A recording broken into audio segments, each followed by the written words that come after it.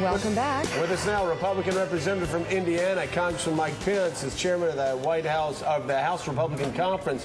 Congressman Pence is leading an energy summit in Ohio this morning to discuss solutions to America's energy challenges. We'll get to that in a minute, but first let's talk health care reform. Do you think health care reform's dead? Do I think health care reform is dead, Joe? Yes. I hope not. I really believe that we ought to take some bipartisan action to lower the cost of health insurance and to lower the cost of health care. But I hope that the Democrats' initiative on Capitol Hill to introduce a government plan, a public option that would result in a government takeover of health care paid for with about $800 billion in higher taxes is dead. And judging from the town hall meetings I've had in Indiana and what we've seen around the country, I think there are millions of Americans who don't want to see a public option, don't want to see a government takeover. All right, very quickly, what's the Republican alternative? What's the Republican plan you'd like to see passed? Well, it's not very different than what Harold Ford just described, and I give a shout out to my old friend Harold Ford sitting there. He made mention of the fact of malpractice reform and dealing with issues like pre-existing conditions and lowering the cost of health insurance. Republicans believe that in addition to tort reform, what we ought to do is allow Americans to purchase health insurance the way that members of Congress can, the way that all federal employees can, and that is to buy health insurance across state lines, to get out there and allow new insurance products to be created in a new competitive marketplace. In between allowing for nationwide health insurance products to be created and allow people to be choosy shoppers in a truly competitive market, that plus some responsible malpractice reform, and I think you're pretty far way down the road toward curing what ails health insurance and health care in this country. Sorry. No, Congressman, I apologize. We've been talking about these pictures out of the Afghan embassy. I don't know if you saw that, sort of the tomfoolery taking place there, debating it. What is your take, given that we are now debating whether or not to ramp up in Afghanistan and whether or not Afghanistan could become the next Vietnam? What is your take on what has happened here, knowing, of course, that this is private contractors? Well, I've been to Afghanistan twice. I'm fairly certain that I've been to that embassy facility. I certainly support the call by the Secretary of State and for our military leaders for a full investigation. We have America's finest in harm's way in Afghanistan, but it is important that American soldiers and American contractors conduct themselves in a way that reflects American values. And I'm troubled by at least what I've seen of the photographs. I think an investigation is altogether appropriate. Harold, Mike, good to see you this morning. Thanks for the kind words. Let me be clear, though.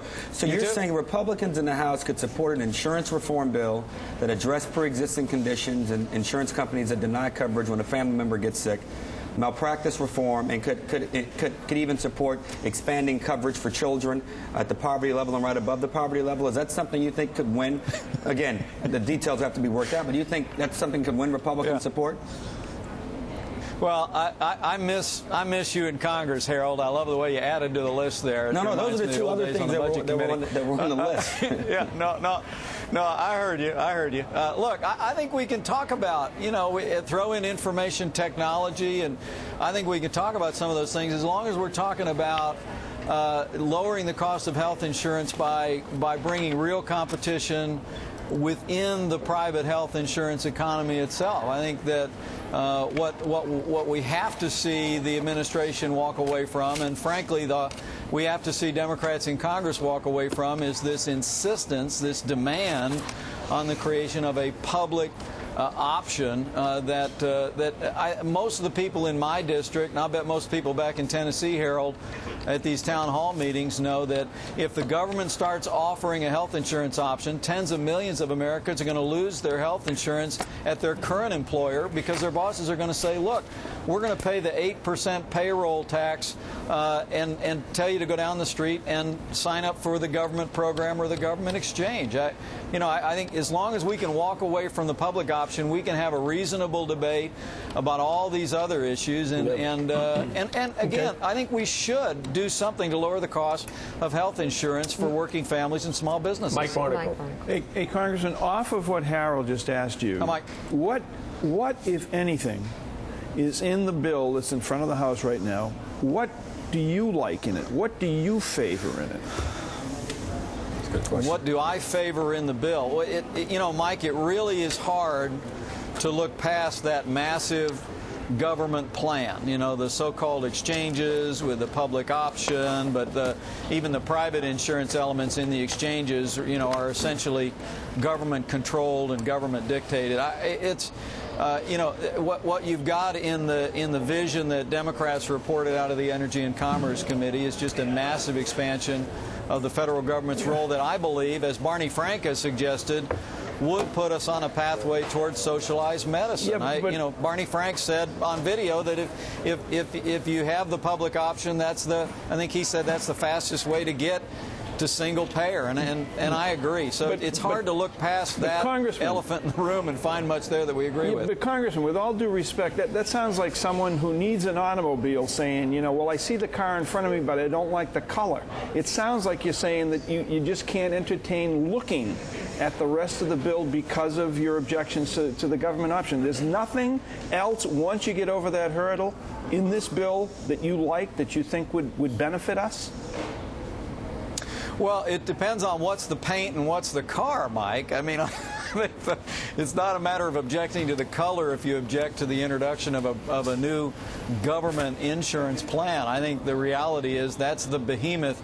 You put that on the table, and I really do believe that a public option in health insurance would ultimately send us in the direction of a government takeover of health care. It's not what the American people want, the people here in Ohio or Indiana want, and we're going to continue to fight. Mike, we're running out of time. Should Charlie Rangel be kicked out of his chairmanship?